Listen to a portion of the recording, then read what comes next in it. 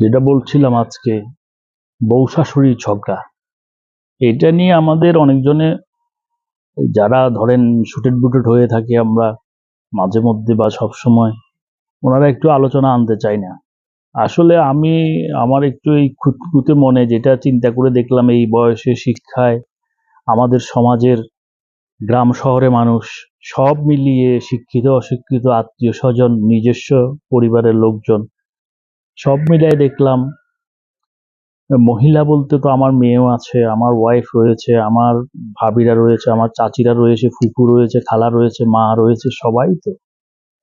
সবার মাঝে একটা জিনিস আমি স্পষ্ট বুঝতে পারলাম, যে বউ শাশুড়ির সম্পর্কটা সবসময় অহিনকুল সম্পর্ক।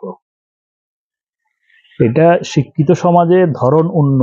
কিন্তু আছে, আবার অশিক্ষিত ধরুন একজন রিক্সাওয়ালা ভাইয়ের